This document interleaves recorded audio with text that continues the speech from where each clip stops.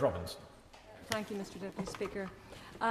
Belatedly, I have to pull the honourable members of Southdown and Foyle, respectively, up for their lecturing of Right Honourable and Honourable members on this side of the chamber about consultation and inclusion. His party back in 1985 were happy to ignore 1 million Protestants and their elected representatives to push through the infamous Anglo-Irish Agreement, which I believe was the beginning of our troubled history.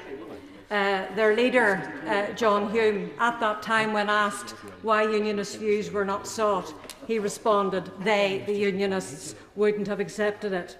So much for inclusion.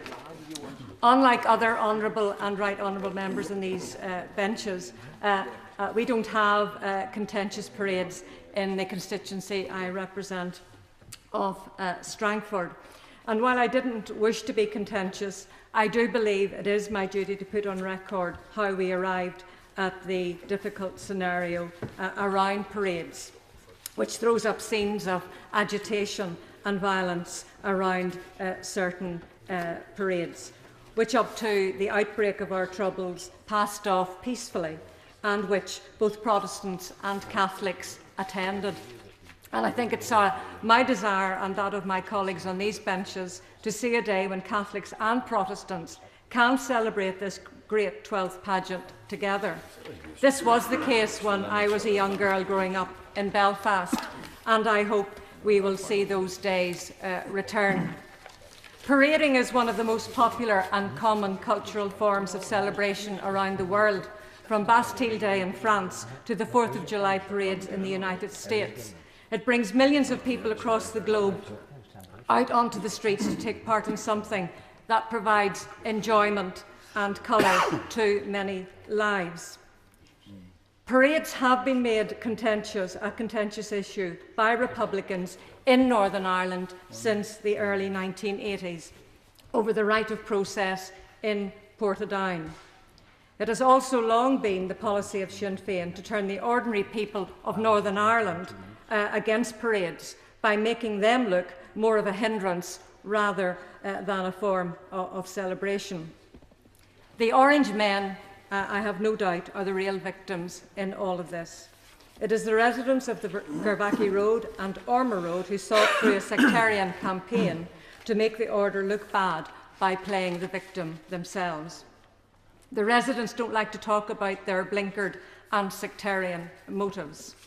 In the early to mid-1990s, Sinn Féin, through so-called residents' groups, actively campaigned to disrupt and stop Orange men walking their traditional routes.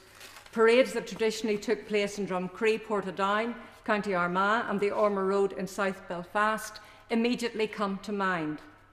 Orange men in Drumcree had walked their route for at least 150 years, largely without trouble, until Republicans focused on parades. The Right Honourable Member of East Belfast has obviously been researching the same material as myself, but I think it is worthwhile to reiterate what Gerry Adams said, and I want to put it again on record. Ask any activist in the North, did Drumcree happen by accident? And they will tell you no. 3 years of work on the Lower Ormer Road, Portadown, and parts of Fermanagh and Newry, Armagh, and in Bellaghy and up in Derry. 3 years of work went into creating that situation, and fair play to those people who put the work in.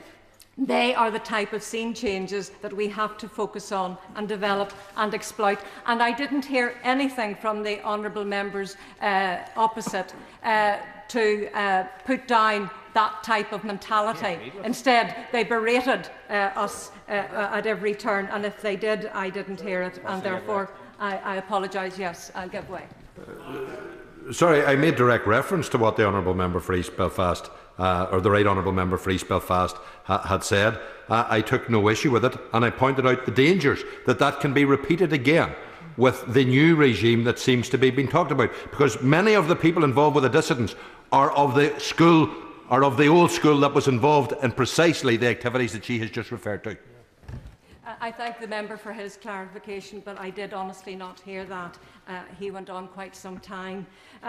What Mr Adams demonstrates here is his party's blatant disregard for traditional parading and his use of it for political gain. This is a tactic employed by Sinn Féin in order to heighten sectarian tensions after the ceasefires and to turn the spotlight on Unionists in order to make us as a people look sectarian and bigoted.